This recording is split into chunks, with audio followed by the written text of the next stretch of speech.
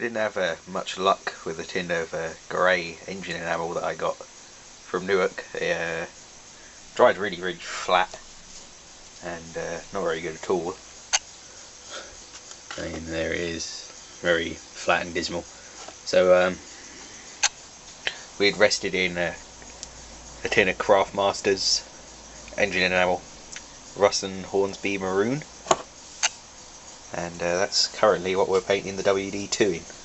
I always had planned to paint it maroon, but had a bit of a turn and fancied grey, but then the bad experience I had with that grey, I couldn't be asked to get any more grey. So I went with the Ruston Hornsby Maroon, and so far so good. This is the second time I've used Craftmaster's paint. I've never been overly impressed by it. It does give a nice finish with very little evidence of brush marks, so that's good. But it's rather thin stuff. You've got to put a good few coats on it. This is just the first coat, so you can still see evidence of red oxide primer. But yeah, I think the WD2 is going to look pretty good in this colour. If I'm honest, I think it's going to look alright. So we've got the carburetor done, the back plate, the valve chest cover, and also the inspection door cover with the oil filler hole, and also for the dipstick. So yeah, I think that should look pretty good. We've yet to paint any more of the engine. I only got the paint today, so the engine is still very much so unpainted. So I should think this is probably going to take 4 or 5 coats of this Craftmaster's to get a good finish where you can't see any of the red oxide primer. And then once dry, we're going to let it dry for a good week or so to harden, and then we'll give it a little bit of a polish up. And I want to see if I can do gloss black lettering on the back cover here, because the petrol tank straps are going to be gloss black. So black and gloss maroon should look pretty good.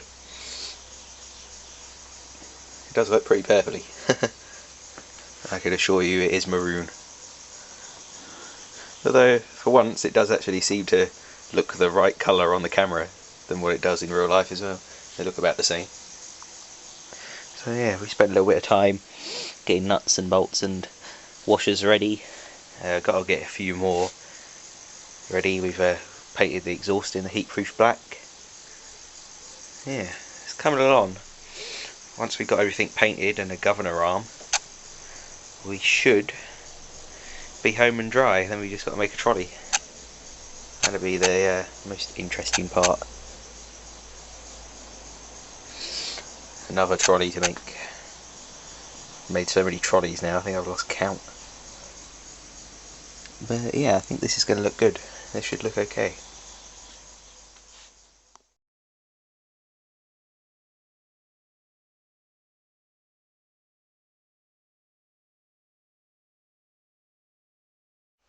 Got a few more parts of the WD2 painted in the Ruston Hornsby Maroon.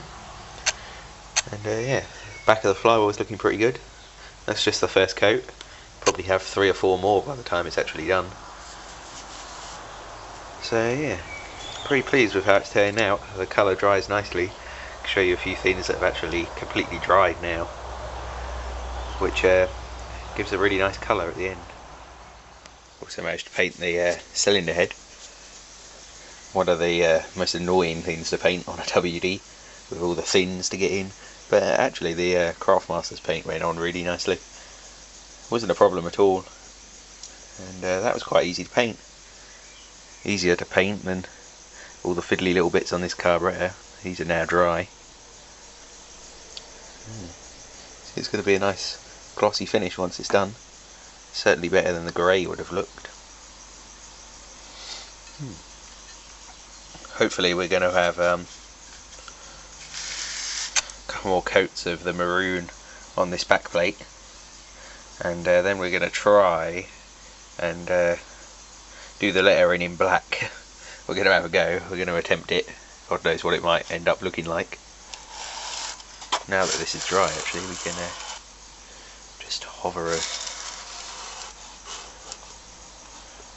few little bits of the brassy stuff on there. Get an idea of what the brass stuff might look like against the maroon, if we had it the right way up.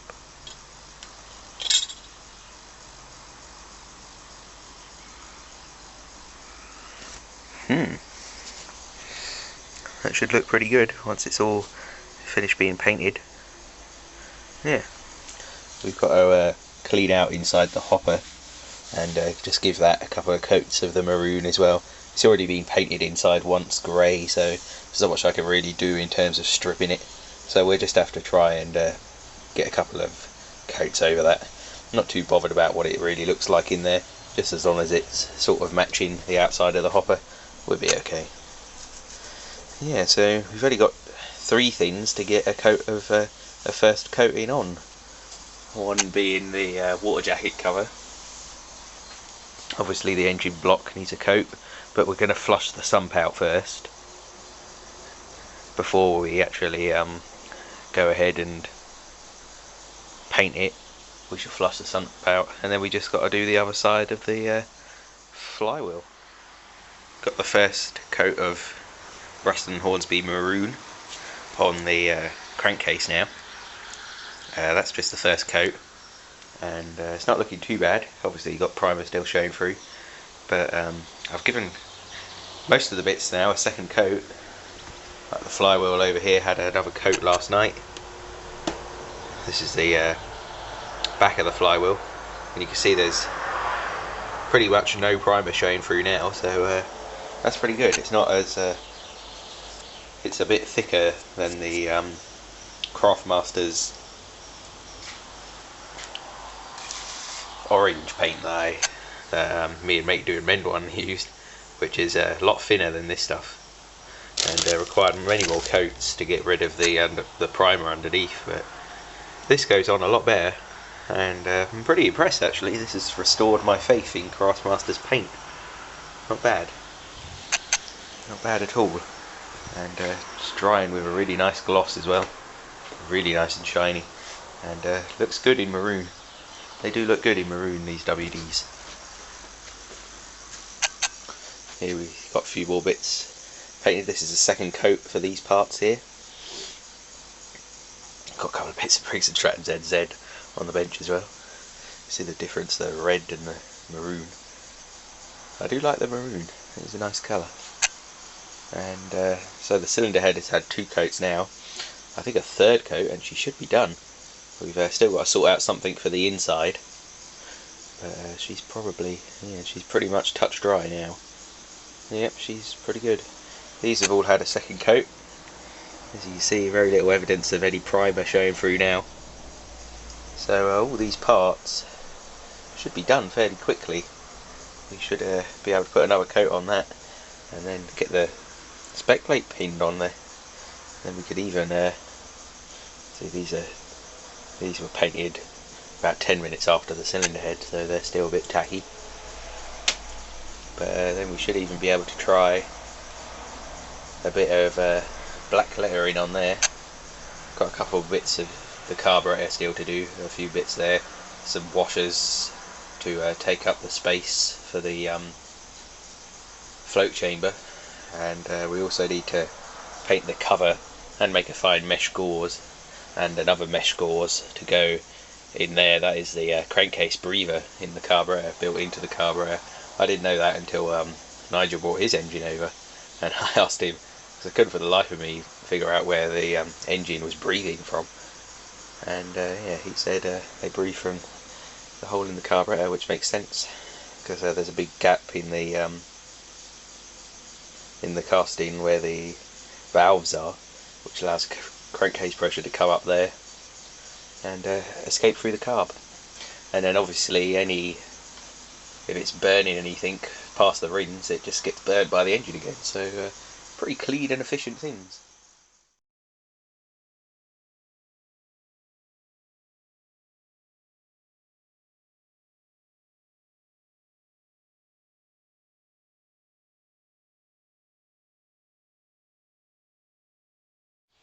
We also cleared out the sump, which had some of the most horrible gritty crud in it I'd ever seen in an engine, God knows.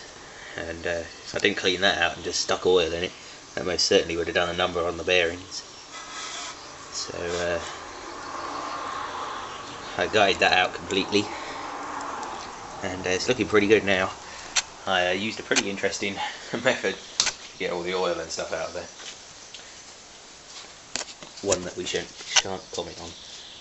But yeah, it done the job very nicely. And we've also cleaned out the water jacket. That was another job I done just before painting. And the threads in here are a bit weak, but I have managed to get this plumbing fitting to thread in. So we should be okay to use that. We're just going to put a piece of copper pipe on there, and then a bend to make it for a nice small tap to go on there, I suppose. Something along those lines. Originally it would have had a little water pipe, just a bit of pipe that came out to about there, and then probably a little bun on the end. But it wasn't with the engine, and I don't have one, so we're just going to have to use this for now, and to see if we can source something later on.